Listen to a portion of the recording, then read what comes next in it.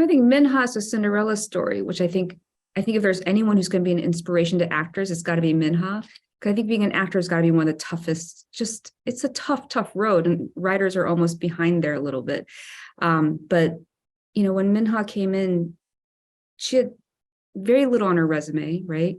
And I think you didn't have a manner, you didn't have anything back then. You really didn't have anyone pushing you. And it was just the quality of her performance that cut through it. I think people really do want that authentic performance. I think that should be inspiring to everyone.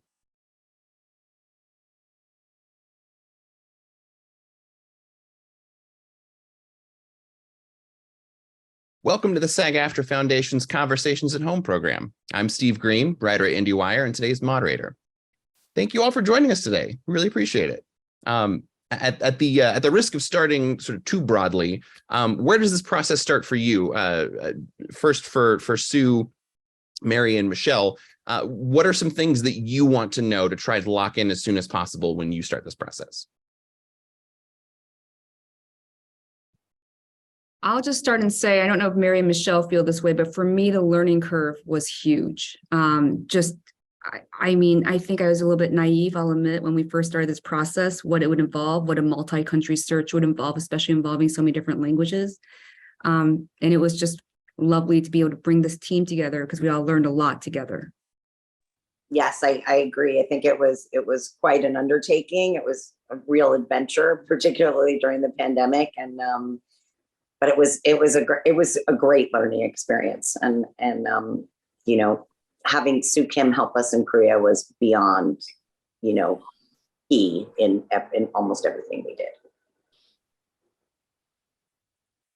Yes, I agree with everything that was just said. The casting process was unlike anything we've ever experienced, but we learned so much about the different countries, the different cultures, the different languages, and having Soo Kim help us along the way as well was so important because she helped us find so many amazing people.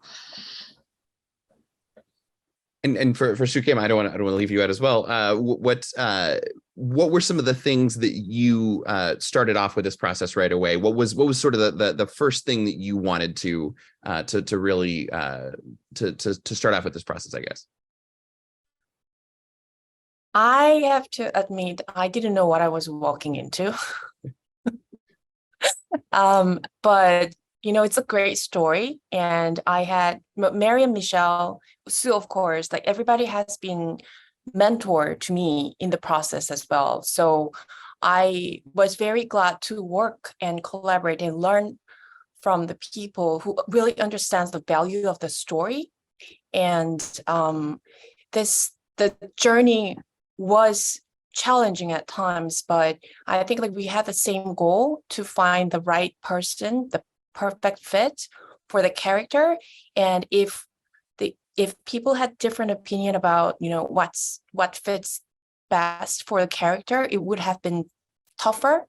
But I think everybody was on the same page. Great story, great character. And Mary and Michelle, they were so supportive in terms of understanding the craft of acting as an art. And even if they can't understand Japanese or Korean, but whenever I have their agreements, I was like, yes. They were very accurate. So they have been my great guidance. Now for Minha, a lot of the auditions that you had for this were virtual. These weren't in-person auditions. When you taped those, or when you were in sort of audition sessions, were you at home or were you somewhere else when you're doing that? Mostly of the time I was in Soo Kim's office. And, okay. But for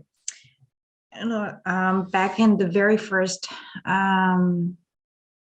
the first step of my auditioning, it was sending them a self-tape. But at that time in Korea, sending a self-tape was not that usual. So it was kind of difficult for me because I didn't have any readers to, read my lines and anyone to, have a feedbacks.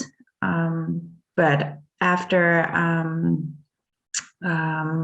I started this virtual audition in Soo Kim's office, everything was just I don't know, if starting from that office, everything was so easy. I don't know, I'm using the right word, but it was easy. Just I had to just attend there and just soak into my situation, and having a lot of conversation with Sue and Cognata and a lot of people in Zoom. It was so fun. It was a whole new experience for me. So learned so many things. Yeah. This is for anybody who wants to sort of speak to this. I imagine with the sheer number of people that you're auditioning, and this is a show with a large ensemble, so you have a lot of roles to cast. At what point in the process do you go beyond a tape or some sides and really start to sort of get to know the people that you're auditioning as someone you can collaborate with, rather than just looking at sort of their technical skills, I guess? Soo Hugh, you should talk about you got to know everybody, didn't I'm you? gonna laugh because I knew Minha was a kindred spirit. Minha, do you remember when we did our first conversation? I think you had already done the first reading, and I think you had done the retaping. And we were talking about who your favorite characters were. And you said your favorite characters were your hero was Belle from Beauty and the Beast, and that your Yes. favorite Harry Potter character was Luna, right? Was it? Oh my God, you remember everything. I remember all this. I was like, oh. Like, if you're gonna do like a 21st century Sunja, those felt like such Sunja answers. It was just delightful. I mean, yeah, I mean, having those kind of conversation was so cool. And it was just, I didn't have to, appeal them about the stories. And I think that was the easy part as well, because I didn't have to, show myself as Sanja. You know what I mean? I don't have to show off or something. I just have to show myself, like, what is my favorite characters and what is my favorite story. Like, so I told them I love fantasy stuff. That's why I love Disney and Harry Potter and Lord of the Rings. And I just had to talk about just me for like over 1 hour, which was I think it was way much effective for me to show myself like what kind of person I am. And so like during that conversation, I can show them the connections between me and Sanja, which was the magical part. So like you said, it was like beyond something, beyond conversation or beyond audition. It was amazing. Minha, do you remember if there was a particular scene or a particular moment from sort of what you initially read in the script that you really connected with and really sort of locked in that idea that you two were kindred spirits, like you had mentioned? Between me and Sanja, I mean? Mm-hmm, mm-hmm.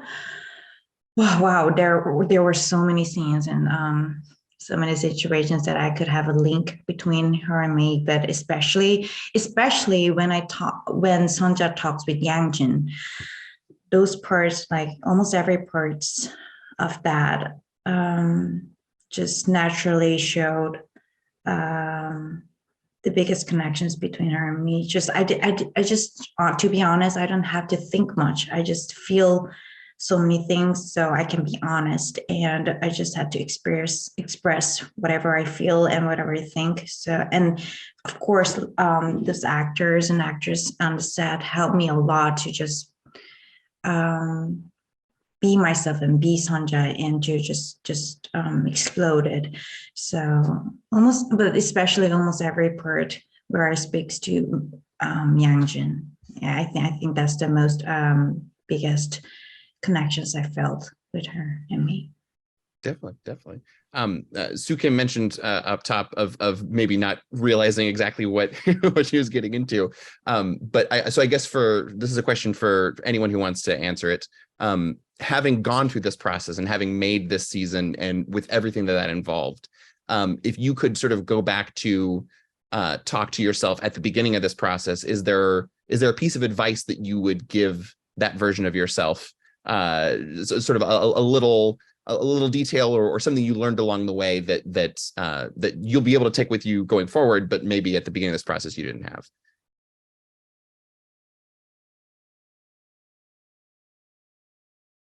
I'll go with an eccentric answer. Not speaking to to agree with Soo Hugh and Su Kim emphatically, and I think Mary and Michelle felt similarly, which is, this show has been the kind of chain layer experiences that we've spoken about, in the sense like, it seems like a great idea. We're all completely believing it. I remember, from the moment Soo Hugh pitched it, and then every step of the way, when you actually had to make it, you're like, oh, this is way harder than I understood, and what casting this would mean.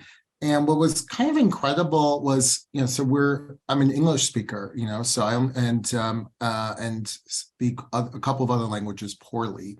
And how much did translate? You knew the scenes, admittedly, like we knew the scenes, it wasn't a complete blank, but watching performances and how much, just sort of these cliches about acting and communication, how much comes through, even when you're not understanding the dialogue in the moment. And how that was a real difficulty that our casting directors and Soo Hugh in particular had to immerse themselves in. We had the benefit of kind of watching it, informed by a lot of what they had to say. But you really did connect. I mean, Minha is here right now because whether you spoke Korean or not, she was undeniable over time, and you're picking up and did an amazing job of a series of chemistry reads with all the actors, because it's not just it wasn't just to be demanding. You're casting an ensemble family over generations, so it's not just casting mother and daughter, it's casting, on top of that, it's casting Sunja, who's Minha here, with YJ, and those performances need to be in dialogue with one another, and it was kind of incredible that the universality, frankly, of human experience, emotional language, and the power of performance, and how much how it was surprising that it was less of a bar to being able to react to actors not speaking the language than I would have expected. The other thing I would add is when I first saw Minha's reel from Su Kim, and it was I can't remember exactly what it was, but it was like a webisode of like comedic dialogue between two young women. And I remember thinking, wow, this is such an unusual sample for the role of Sunja. But Su Kim and Michelle and Mary just had a vision for it. And then I remember seeing Soo Hugh working with Minha on chem reads and just continuing to work with her and uncovering that Minha really was the Sunja.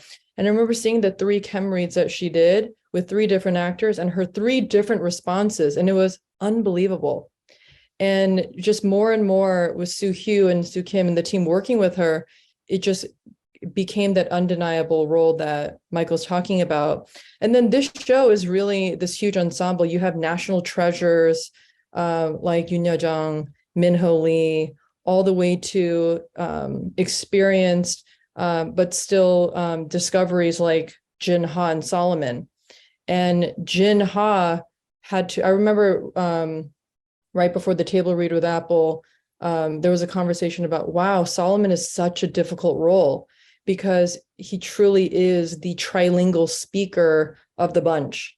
And Jin is not a fluent Japanese speaker. And while he's Korean American and he speaks fluent Korean, it's not fully native either. So it was a huge challenge, but the ensemble really is all these different expertise, different backgrounds. Michelle, Mary, and Sue cast from multiple continents as well.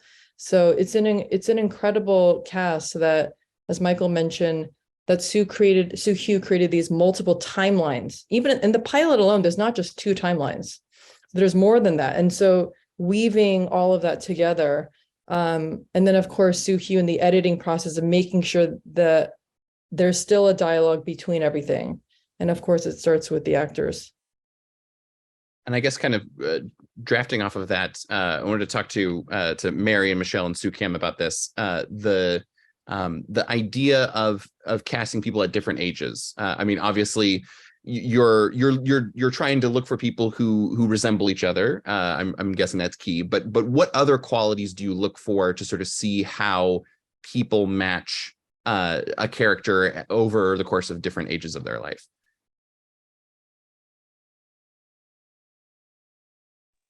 Yeah, I think definitely, the resemblance is first, but it's also it's also a spirit. I think that, young Sunja had such a spirit. She had the spirit of Sunja, and she looked like Minha. You really have to kind of weld those two things together. Like a lookalike is not always going to have the same spiritual inner life as, so it's sort of that, I think it's a balance between the two.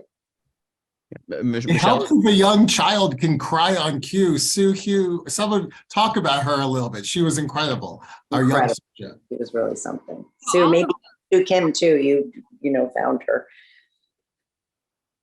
So, well, I didn't have composure to think about like the resemblance when we were searching, because like just search itself was very overwhelming in the beginning.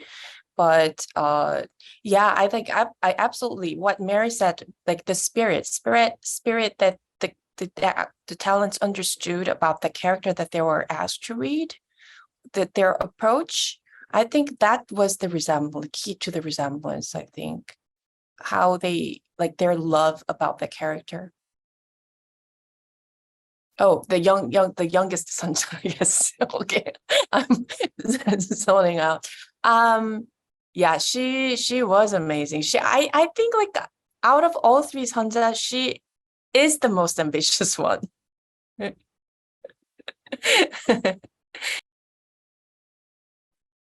yeah, and I guess to sort of continue on that point, that there are a number of scenes in the show where a young actor or actress really has to carry the emotional weight of and not just an entire scene, but an entire timeline. Like Theresa was mentioning, when you are looking for someone, like Michael said, who can cry on command, that obviously helps. But are there sort of other qualities that you look for in somebody who, at a young age, can sort of handle those moments?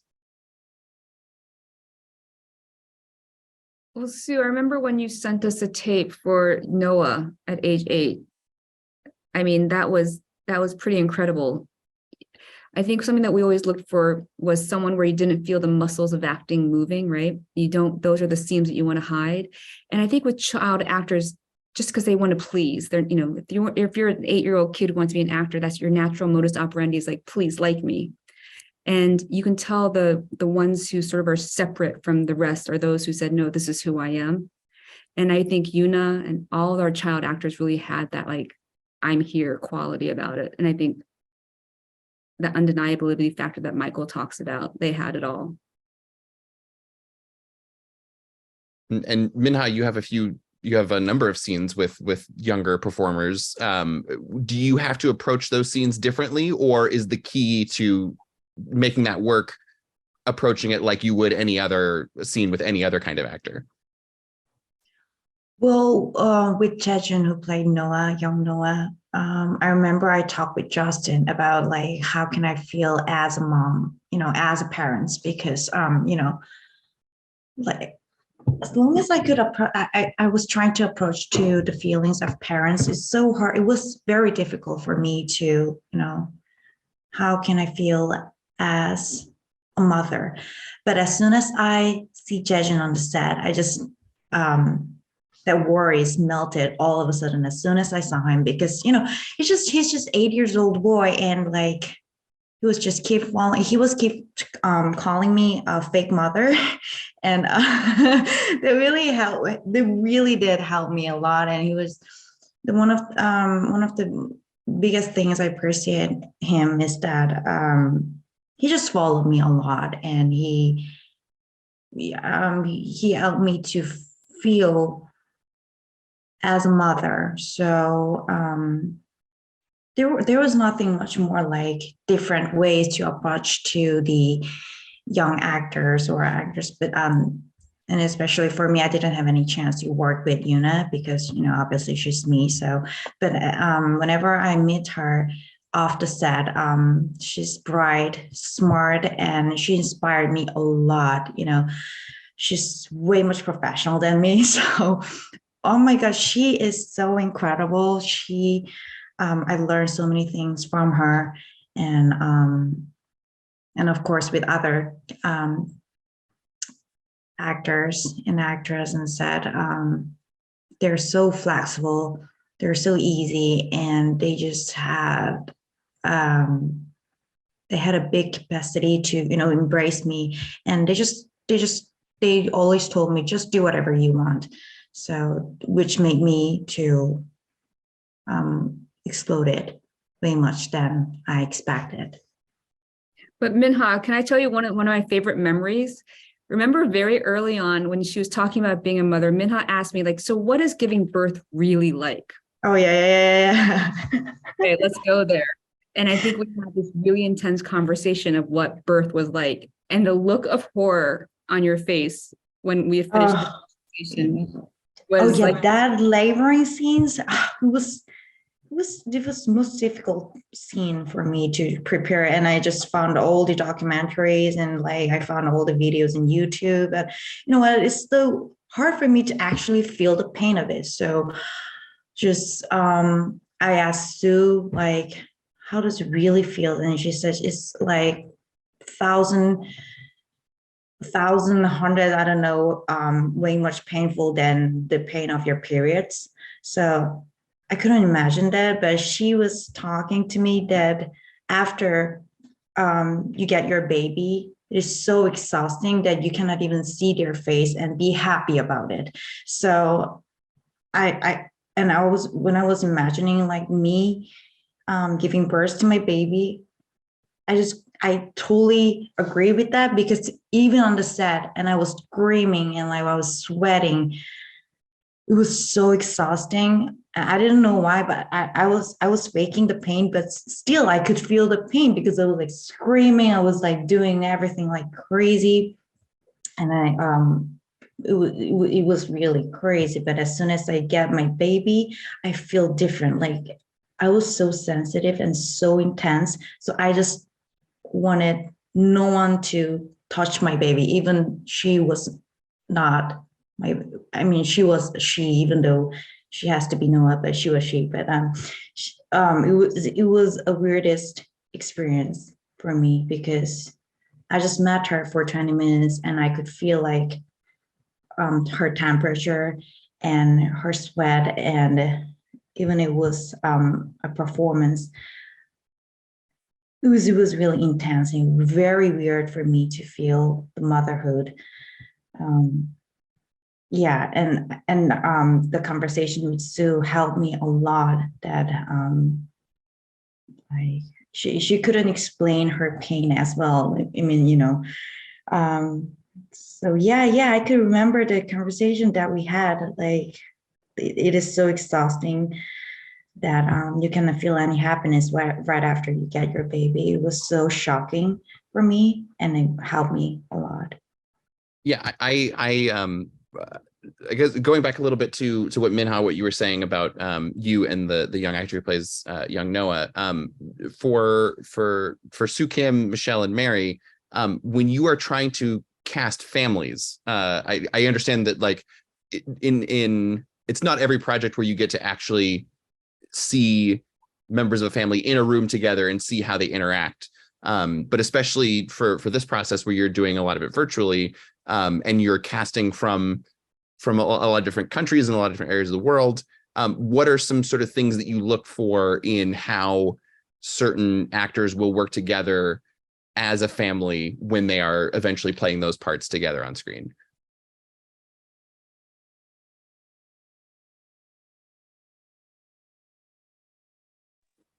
I think it's like, it's kind of what Sue had said before, Soo Kim had said before, is that when you start to look, you look for everybody, and then you sort of see how the pieces fit together. So you try to find enough options so that you can kind of take and mix and match depending on who's the younger, older version. So you kind of sort of have to start with a lot of options, and then you sort of whittle it down and it's kind of like a puzzle, and you sort of see, you know, where the faces fit, and also where they are energetically.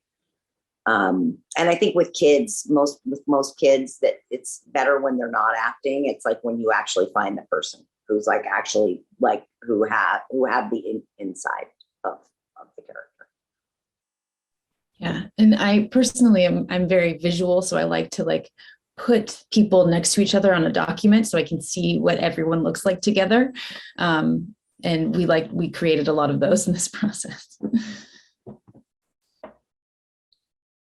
I think not it the chemistry read, we did chemistry read for not casting the families, but this was during the pandemic, and when we were going to do the chemistry read over Zoom, I was new to Zoom when we were starting casting, so that process was very interesting. But I think all the casting directors do that.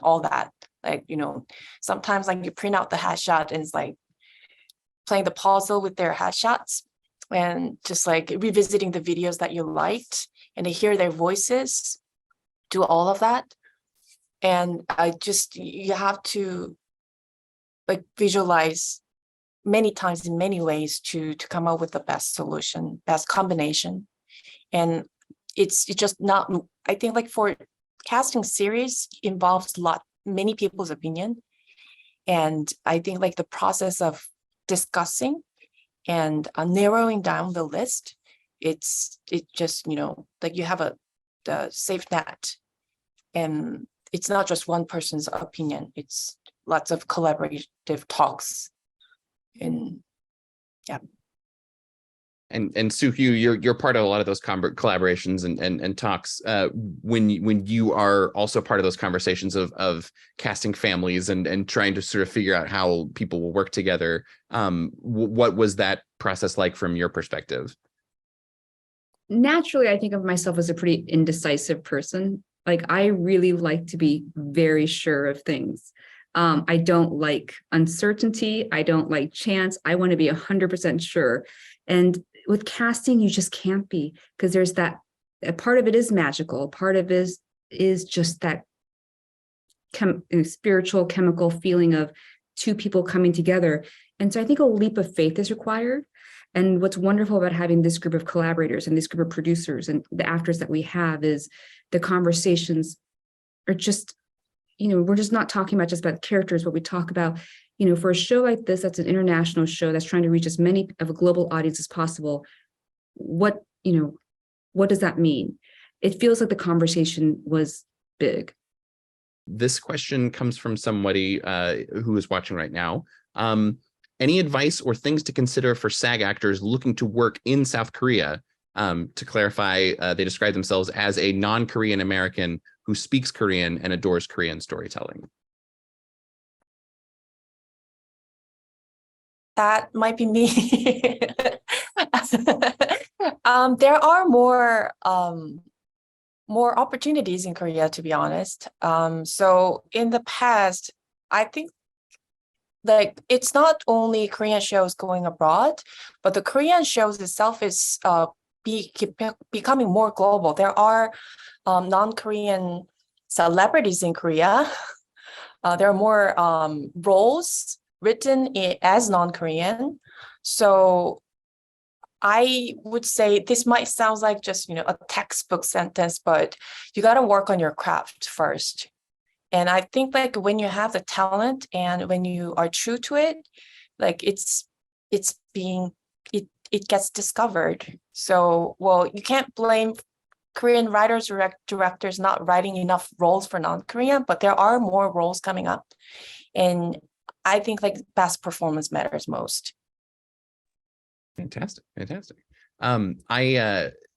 This production, like people have mentioned before, was something that took place across multiple countries, and obviously with something like this where you're recreating the past, there are some things that are sort of part of the post-production process. But one of the things that really comes across in the show is just how many of those scenes and those environments are in camera. And so I guess for Minha and for anybody else who wants to speak to this, what was it like to be on those sets and to be in those places and that are so detailed to where you can step into a place that really does feel like the early 20th century and doesn't just feel like a set?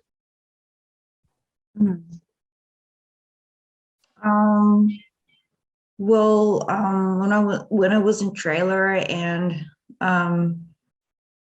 just off the set, I could like totally feel it's 21st century, and a lot of people are asking like, what are the difference between the set compared to Korean and in US product and productions. And for me, I think more freedom is on the set for me. I mean, like I could just run across the set and I could go anywhere I wanted just on the set. And most of the time I could spend my time doing whatever I want. So, but I feel just, it's just for me, but I feel like in Korea it's kind of restricted a little bit.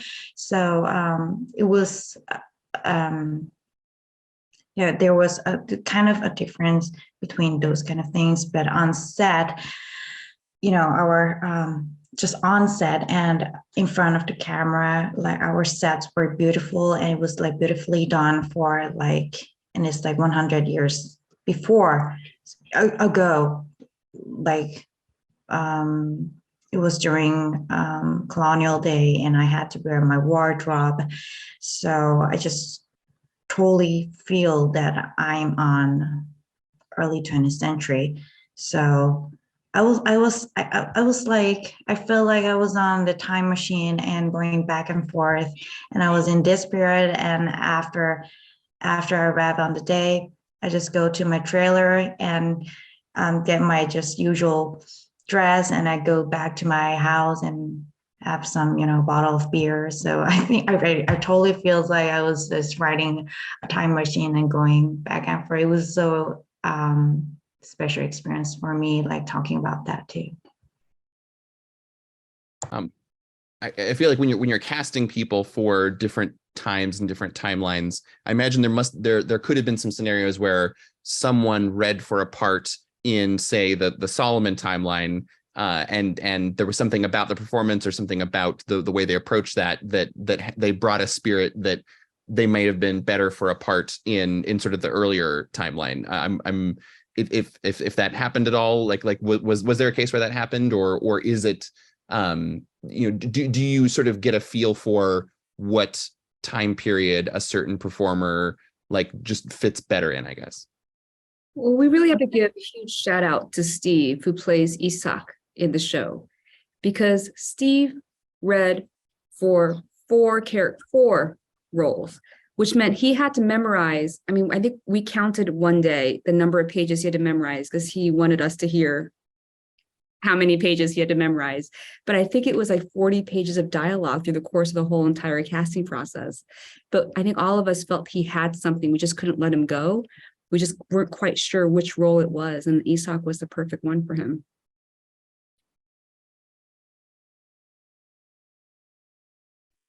I also want to mention In-ji Jung, who's one of my favorite actors, and I had never heard of her before, and I watched a lot of Korean series and movies. And Soo Kim found her in theater in Korea. And a lot of Koreans who've watched the show have mentioned, how did your show find Minha Kim, Jung In-ji, all these other Korean actors that a lot of established companies and producers didn't know that Soo had found? Yeah. I think like, well, if I was casting like exactly the same story with the Korean producers, I could have been less confident, but I had Mary and Michelle. So like when I was sending tapes for the first time, because like we had to discuss, and you know, like it was like I was not auditioning, but I almost felt like I'm auditioning for them, because I wanted to present Korean actors in the, you know, best possible way. And for Minha and In-ji especially, but I saw her years before, and I just fell in love with her performance. And those good theater actors, it's kind of in my savings account for remembering actors. So yeah, every casting directors have those, like, oh, like I love her, I love him, just not I don't have the right part for him or her at the moment, but it has been like she has been on my savings account. And when I set the tape, I got the most respected casting director's agreement, and I was more confident. So I could be more confident, and it felt great. Yeah, are there other examples that you can think of, Mary Michelle, of someone who came in for one part and then you sort of identified something about them or that they ended up slotting into another part of the show in maybe a better way?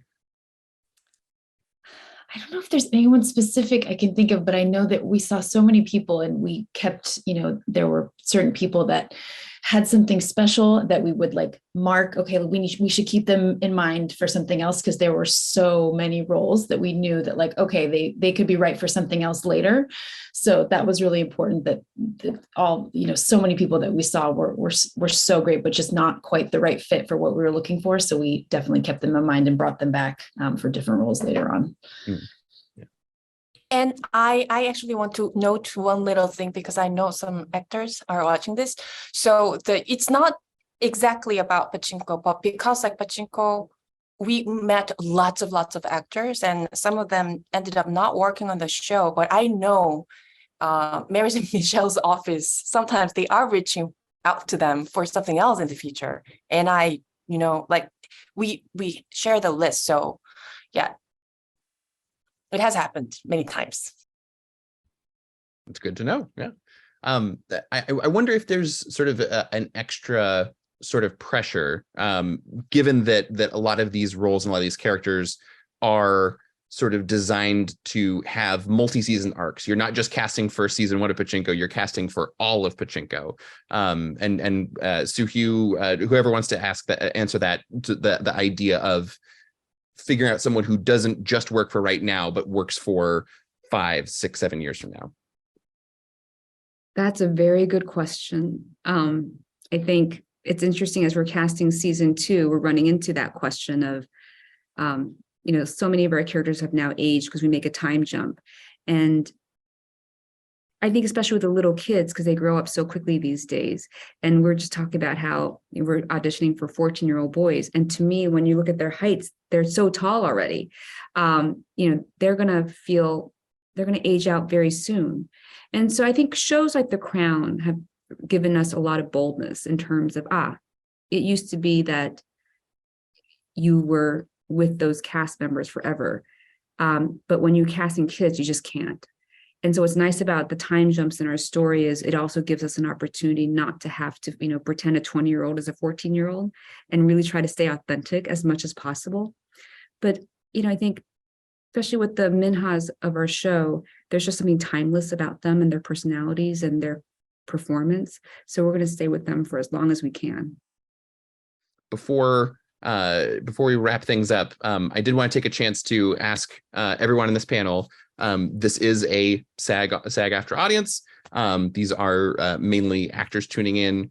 If you sort of had one piece of advice for anybody watching, that not necessarily related to this show, but just sort of in general, something you've noticed, something that seems to be sort of misunderstood or misconception from where you sit in your part of this business, what would it be?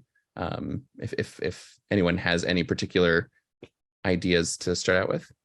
Well, I think what Soo Kim said about, us sort of like, if you didn't get a role and we still keep, we still reference reads, and when you audition, if you don't get it, it doesn't mean you're not good. There are so many things that go into making a decision and casting someone, and nothing is for naught. You do the work, and if you get the job, it's like the ice cream on the cake, but it's never, we will always remember, we go back, we look at our list. So we always try to, incorporate this process into the next, but, so we try to remember and give, so always do, when you do your best work, it doesn't go unnoticed.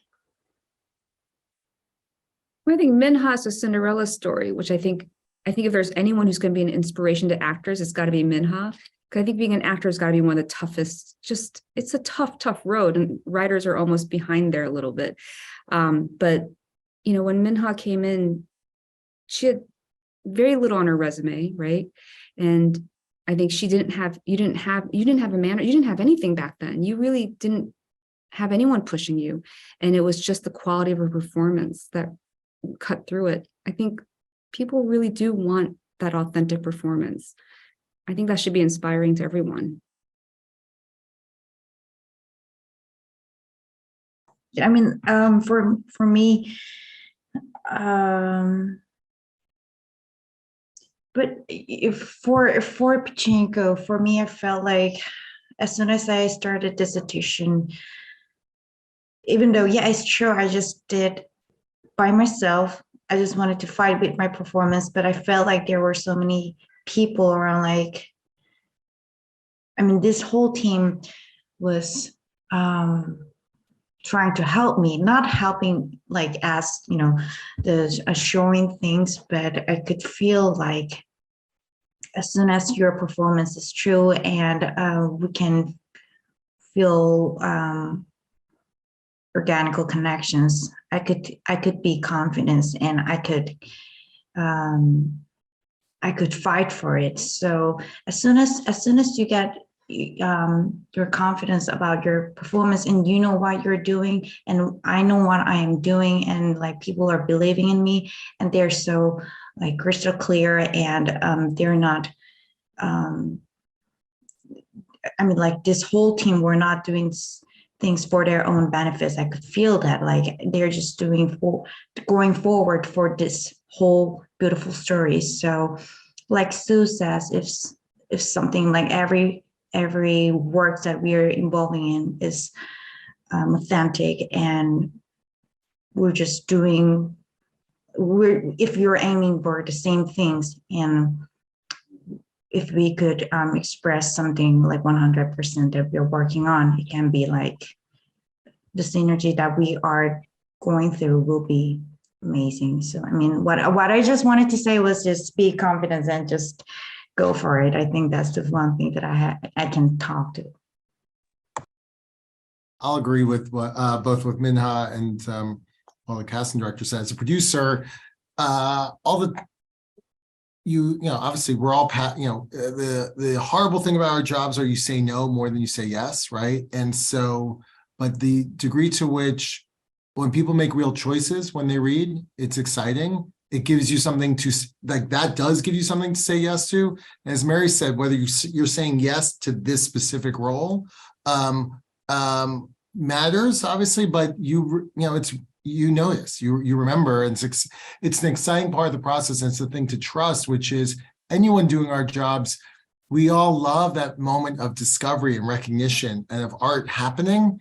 And so, you know, go for it, you know, because it's, you know, most producing teams, they're, you know, most people are talented, but it's hard enough being on the producing team to know exactly what we're looking for. So trying to guess what we're looking for is really hard. And let the material speak to you and let the moment speak to you. Because when you share that part of yourself, it's the thing we all do the job for. And so when you convey that, it's hopefully you get the gig, but it will lead to things, you know. It's also interesting, like hearing just the reminder of the theater and doing other good work. Like if you're not getting the jobs you want right now or the right commercial job, like smart people are watching all the good things, and find good, meaningful, impactful work where you can find it, and the right people, the people you want to see it will see it, and trust that, you know. To Michelle's point, there was an actor for season 1 casting. I won't mention his name, but Soo Hugh, you know who it is because we've talked about him. His performance was so amazing that I think we all cried watching him. Minha, you cried in that reading with him. And Soo Hugh was like, you know what, maybe next season. Like, that's the thing, you really do bring it. It's memorable forever. It may not be for that moment, but it could come back around. And then the last thing I'll say about Minha is, remember when after she was cast and we were watching Minha in dailies, because I was in LA, I remember I think Mary and I were having this brief conversation. I'm like, wow, watching Minha is like the first moment we saw Saoirse Ronan perform, or the first time Kate Winslet perform, or the first time, you know, Ana de Armas performed. Like, we're like, whoa, you're watching somebody here. And that's what she brought. I just was saying one quick thing is that, and Minha actually brought this up earlier about making sure to bring yourself into every role, something, to identify with, the complexities, the nuances, so that you can, bring a humanity to it, no matter what it is, and make it real and make it yours. And again, like, leave it all in the room, like, just come in and do your best work and know that there are so many other factors involved. And like we all said, like, this might not be the role, but there might be something in the future. You come in and you make a fan out of all of us. And then we remember you, we want to bring you back in. We root for you because of also, your attitude and your energy. It's all part of it. And also keep your passport up to date, because there were people, you never know when a pandemic is going to hit. And we couldn't get people to get on a plane because they didn't have an up-to-date passport. So that's also important. Soo Kim, any words of wisdom to wrap us up with? I think like I wanted to say things and everybody else already mentioned it. But one little thing, I have this, like, there are so many reasons why you didn't get the part, or but here's the irony, like, acting falls into the art category. It's an artist. But like, when you play piano, you don't call themselves pianist right away. You have to work on your craft and you have to get better at it. And with acting, it's so hard because you have to use yourself. You have to present yourself. And I think it's it is the bravest art in the world. So you should be proud of like what you're doing. But at the same time, if you want to consider yourself as an artist, work on your art, and that pays you one day. Thank you. Thank you. You. Thank you.